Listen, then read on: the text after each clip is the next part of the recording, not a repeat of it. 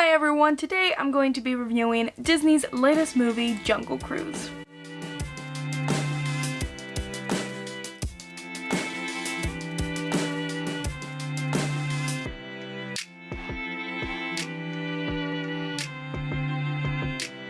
Dr. Lily Houghton enlists the aid of wisecracking skipper Frank Wolf to take her down the Amazon in his ramshackle boat. Together, they search for an ancient tree that holds the power to heal, a discovery that will change the future of medicine. Today's review is going to be a non-spoiler review, so everybody is free to watch this review, and if you have seen Jungle Cruise, let me know down in the comments what you thought about it, and make sure to subscribe if you aren't subscribed yet for weekly movie videos. I do all sorts of movie reviews, ranking, and a lot of other fun videos that movie lovers are going to enjoy. So yeah, let's just get into this review. I was very excited to check this out because it totally looked like a fun summer movie, and I'm glad to say that it succeeded in being as fun as possible, and this is what I'm talking about when I think of summer movies. I feel like Jungle Cruise is one that'll come to mind now because it was just a big load of fun. With its 2 hours and 7-minute runtime, I rarely felt that it dragged due to Jaume Collet-Serra's amazing directing and the pretty captivating script that this movie does have. And the director has actually worked in a few movies that I'm actually a fan of, and I didn't even know that he had worked on them, and those are House of Wax, Orphan, The Shallows, and he's actually going to be directing Black Adam that's supposed to come out in 2022, also starring Dwayne Johnson. In my opinion, he's a pretty good director, and this movie has some really nice visuals for the most part, and I think he was able to just really do fast cuts that match the beat and tone of the movie, and I think it had a pretty nice style to it. I will say sometimes there are a little bit too many slow-mo shots, and I know that's a very nitpick thing. I don't think audiences are really going to be bothered by that, but there are a little too many of them.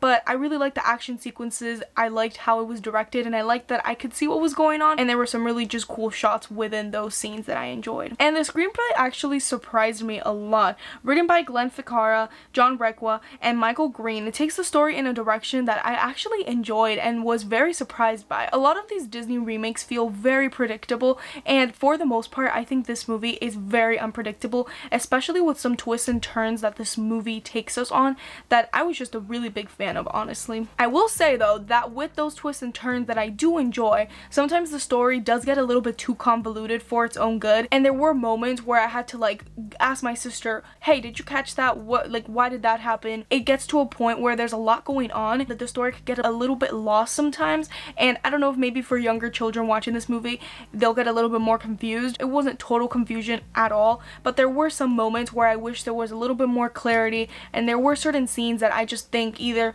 didn't really add much or just confused the story in a way that it didn't really need. And I just want to talk about Jesse Plemons as the villain because he's great. I love him as an actor, and I think he does a really good job of playing this cartoony villain, but at the same time he's not over the top at all. I think the tone that he gave his character was perfect, but I do wish we got more of him. He's amazing, and every time he's on screen he's super funny, and I just like his presence on the screen.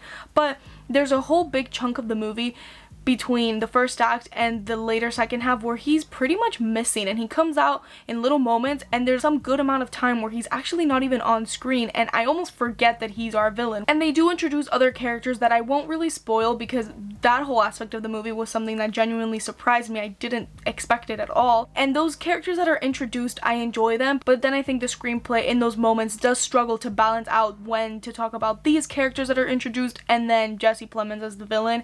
And I think they kind of figure it out towards the end how to balance it, but towards the middle of the movie, I think if they would have sharpened that a little bit more, it could have made this movie from being good to great. Now let's talk about the rest of the cast, because the cast does make this movie really, really good. And Emily Blunt is fantastic. I think definitely she's the leading character in this story. I think she's the one that carries the movie. She has such awesome energy, and I was just thinking to myself how great of an actress she is, because I just saw A Quiet Place 2 a couple of weeks back, and then now we're seeing Jungle Cruise, and they're two different completely movies with two different completely roles and tones and emotions, and she was able to play both of them just effortlessly amazing. I think everything that she added to the character was great, and her co-star Dwayne Johnson was also really good and actually brought a lot of heart to the character and the story that I didn't really expect. He usually plays characters like this, so it's not like I'm expecting to go into a movie like this and be like, oh, his performance is gonna be totally bad, but I actually thought his performance was really great. I thought they were a very fun duo to have on screen, and I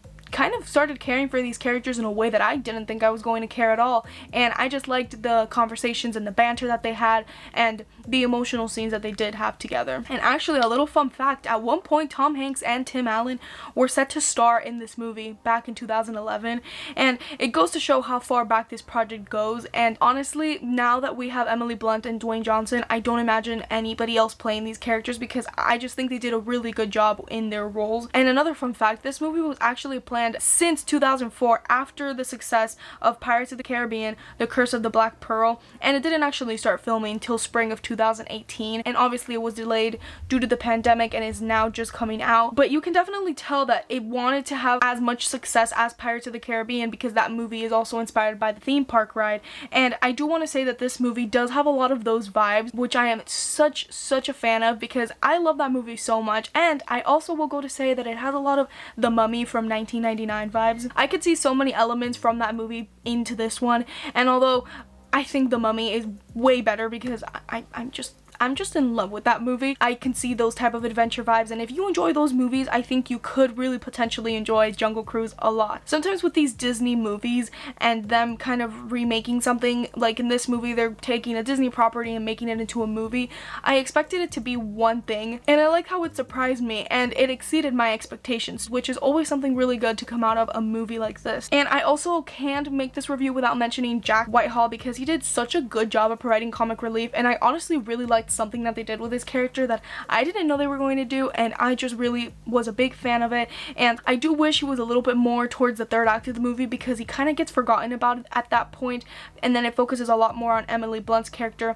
and Dwayne Johnson's character. But every time he was on screen, I knew it was going to be a good time. I thought every single one of his jokes was perfectly timed. I will say, however, the script sometimes tries to be funny too many times because there are certain moments in the movie that are meant to be more serious, and I think it's ruined by some jokes where a character will say something funny and I don't think it's as funny as they thought it was going to be. But people in my theater actually laughed at a lot of the jokes, and so did I. I thought most of them were great hits. Like, I genuinely thought they were funny, and there were also some really cool puns and Easter eggs at the very beginning of the movie to the original Jungle Cruise ride. And if you guys have been to the Disney parks, then you'll probably really enjoy those. I for sure enjoyed them a lot. There were some scenes that could have been so much better and could have made this movie a near perfect movie if they hadn't thrown in jokes all the time, and I think they got a little bit better at that towards the end, but towards the middle they threw so many jokes at times. And my last negative that I do have with the movie is that although the visuals were great for the most part, and there's a scene towards the end that is so beautiful, and the score in the back, which wait till I talk about the score, I did think that sometimes the CGI and the visuals did not look as good as the Disney quality that we're used to. I think this movie in a couple of years is gonna age really badly in some scenes with the visual effects. Like, some of them you can tell they were green screens, you could tell it was fake, and I like watching a movie with visual effects, and I just kind of like to think to myself, wow, it looks like they're actually in this place.